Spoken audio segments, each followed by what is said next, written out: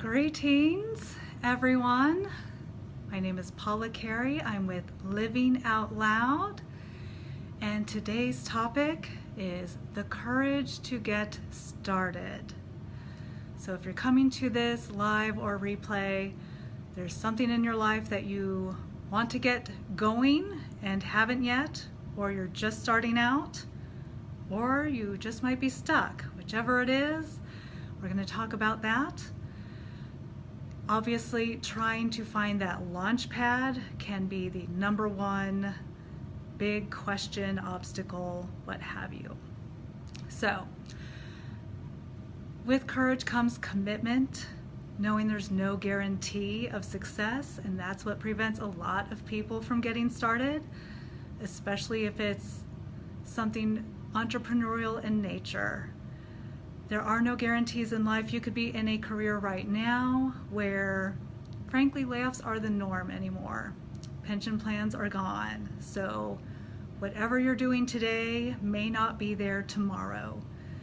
So the real question is, what do you want to get started to make your life your best life? Maybe you're feeling overwhelmed with the possible end result. Some dreams are so big that you just don't even know where to get started. If that's the case, you're in the right place. I've been there.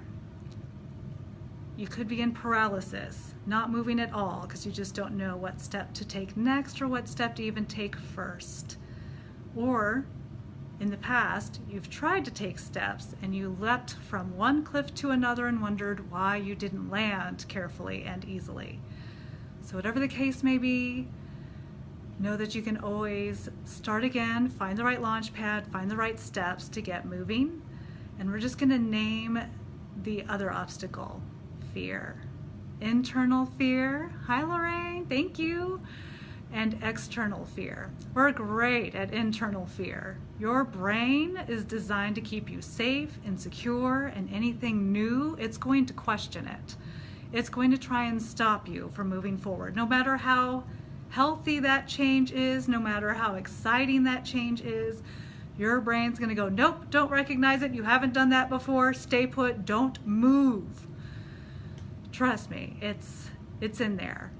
Mel Robbins is a great lady to look up who talks about this part of the brain and how you literally have 5 seconds to move before your brain gets you to stay put. Before your brain floods you with thoughts such as, are you crazy? You might lose everything. Your spouse might leave you. Your lover might leave you. Your family may abandon you. Everyone will think you're crazy. Everyone's going to talk behind your back. Your brain is going to go into overdrive if you don't move before it starts talking. So you can also say, hey brain, shush, let me listen to my heart for a second. And go to your heart and ask it, if I do nothing different, am I going to be happy a year from now? Am I going to be happy 5 years from now? Am I going to be in love with life if absolutely nothing changes within the next year to 5 years?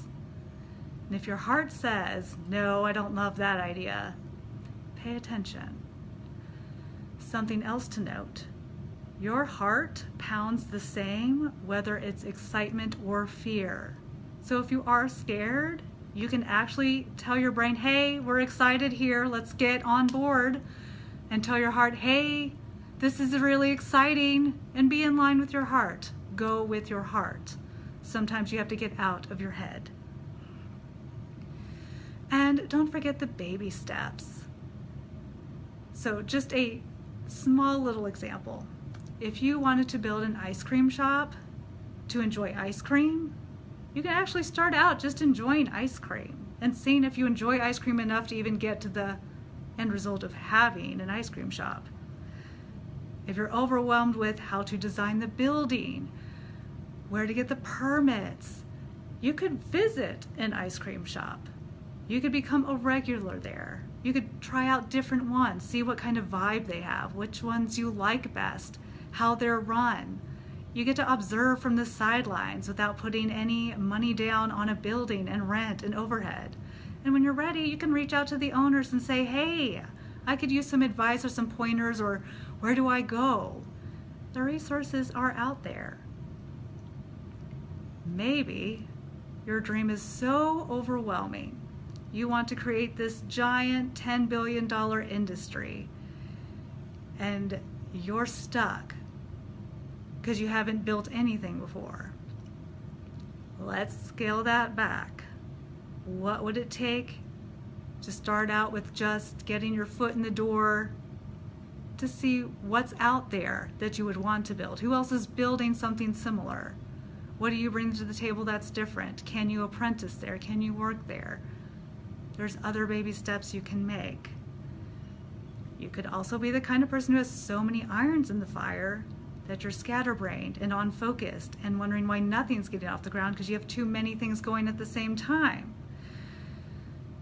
And that happens. Sometimes you need to rein it back in, find out which avenue might get you somewhere faster and focus on that one first, get that one ball rolling in that direction, and spend some time with it before you go on to your other projects.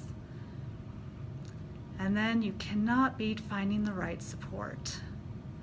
There are people who, no matter how well-meaning they are, can just name every gosh darn fear you've ever had and say it to your face.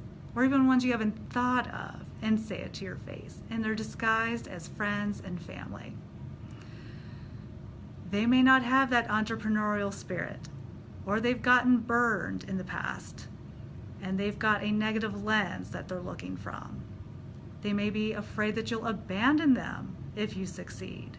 That's a real fear that people have, that if you get big and better at something, that they'll be left behind. So cultivate support. There's meetup groups out there. There are Facebook groups. There are Instagram feeds. There are social networking opportunities. And of course, there are coaches. So capitalize on your good days, your confident days. Don't let that good day pass you by. Make that phone call that you haven't been brave enough to make. Reach out to that expert that you haven't been brave enough to reach out to, whatever it is. When you're having that day, we're like, who the hell cares? What's the worst that could happen? Capitalize on it. Make some moves. Get rolling. Don't sit on your butt and flip on the TV and scroll through Facebook all day long. Use that momentum the day that it arrives. It will mean the world to you, and it will keep you going. So, the other piece may be you want to launch, but you don't even know what you want to do. And from personal experience, that was me. I love helping people. I love bringing out the best in them. I love bringing clarity and guidance. And for many years, it was in a clinical setting or a corporate setting, and it just wasn't allowing me to grow as a person, as a mentor. And now I get to be a coach, and I am so excited about that, because there's nothing more exciting to me than showing people what they're made of, revealing how amazing and genius they are, and giving them the courage to move, and them knowing I have their back and they can spread their wings and fly, that I'm right there with them, guiding them the whole way. That is thrilling.